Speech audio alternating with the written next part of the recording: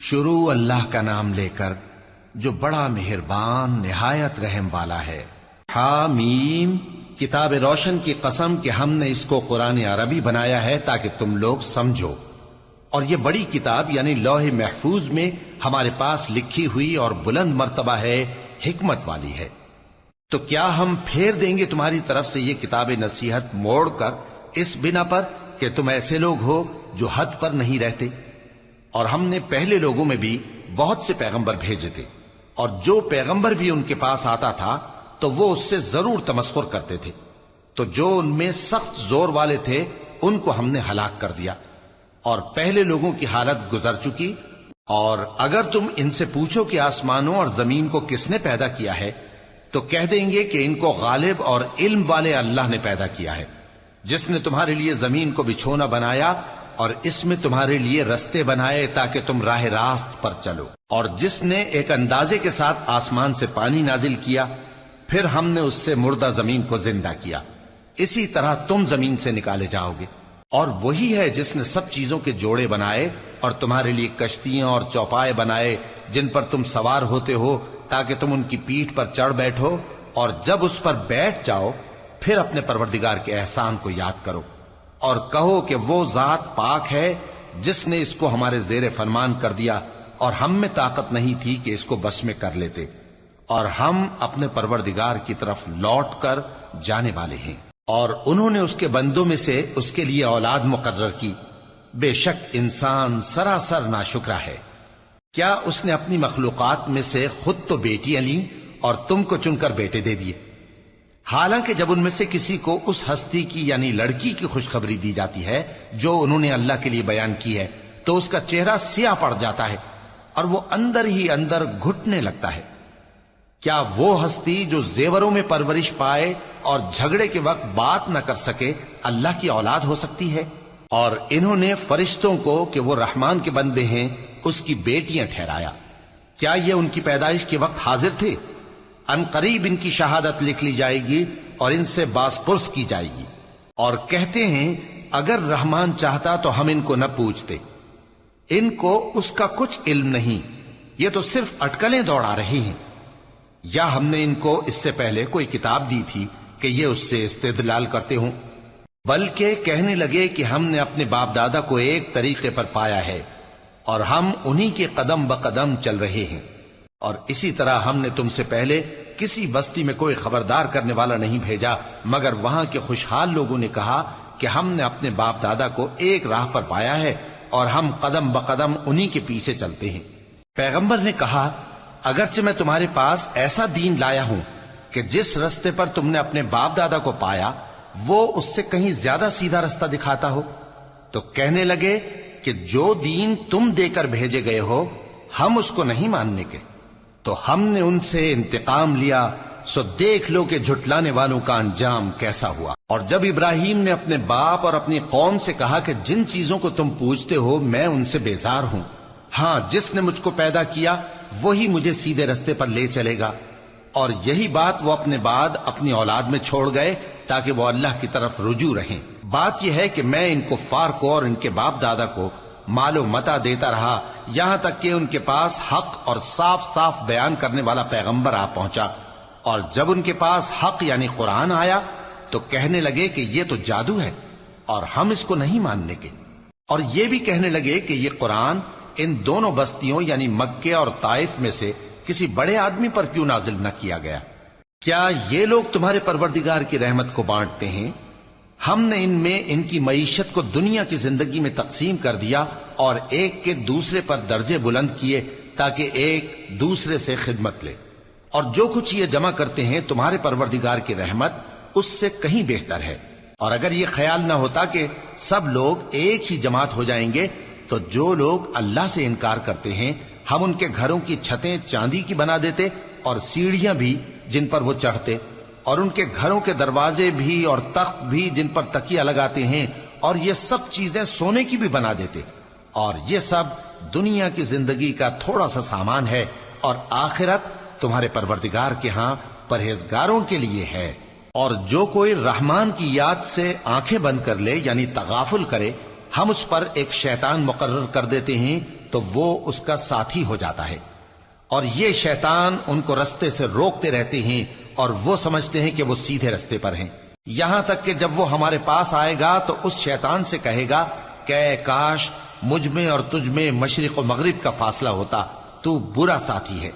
اور جب تم ظلم کرتے رہے تو آج تمہیں یہ بات فائدہ نہیں دے سکتی کہ تم سب عذاب میں بھی شریک ہو، تو کیا تم بہرے کو سنا سکتے ہو یا اندھے کو رستہ دکھا سکتے ہو، اور جو کھلی گمراہی میں ہو اسے راہ راست پر لا سکتے ہو؟ پھر اے پیغمبر، اگر ہم تم کو وفات دے کر اٹھا لیں تو بھی ان لوگوں سے تو ہم انتقام لے کر رہیں گے، یا تمہاری زندگی ہی میں تمہیں وہ عذاب دکھا دیں گے جس کا ہم نے ان سے وعدہ کیا ہے، کیونکہ ہم ان پر قابو رکھتے ہیں۔ پس تمہاری طرف جو وحی کی گئی ہے اس پر مضبوطی سے جمے رہو، بے شک تم سیدھے رستے پر ہو، اور یہ قرآن تمہارے لیے اور تمہاری قوم کے لیے نصیحت ہے، اور لوگوں تم سے ضرور عنقریب پرسش ہوگی۔ اور اے نبی، جو اپنے پیغمبر ہم نے تم سے پہلے بھیجے ہیں ان کے احوال دریافت کر لو کہ کیا ہم نے رحمان کے سوا اور معبود ٹھہرائے تھے کہ ان کی عبادت کی جائے؟ اور ہم نے موسیٰ کو اپنی نشانیاں دے کر فرعون اور اس کے درباریوں کی طرف بھیجا، تو انہوں نے کہا کہ میں پروردگار عالم کا بھیجا ہوا ہوں۔ پھر جب وہ ان کے پاس ہماری نشانیاں لے کر آئے تو وہ ان نشانیوں پر ہنسنے لگے، اور جو نشانی ہم ان کو دکھاتے وہ پہلی سے بڑی ہوتی تھی، اور ہم نے ان کو عذاب میں پکڑ لیا تاکہ باز آئیں، اور کہنے لگے کہ اے جادوگر، اس عہد کے مطابق جو تیرے پروردگار نے تجھ سے کر رکھا ہے اس سے دعا کر، بے شک ہم ہدایت یاب ہوں گے۔ سو جب ہم نے ان سے عذاب دور کر دیا تو وہ عہد شکنی کرنے لگے، اور فرعون نے اپنی قوم سے پکار کر کہا کہ اے قوم، کیا مصر کی حکومت میرے ہاتھ میں نہیں ہے، اور یہ نہریں جو میرے محلوں کے نیچے بہ رہی ہیں میری نہیں ہیں؟ کیا تم دیکھتے نہیں؟ بے شک میں اس شخص سے جو کچھ عزت نہیں رکھتا اور صاف گفتگو بھی نہیں کر سکتا کہیں بہتر ہوں۔ تو اس پر سونے کے کنگن کیوں نہ اتارے گئے، یا یہ ہوتا کہ فرشتے جمع ہو کر اس کے ساتھ آتے؟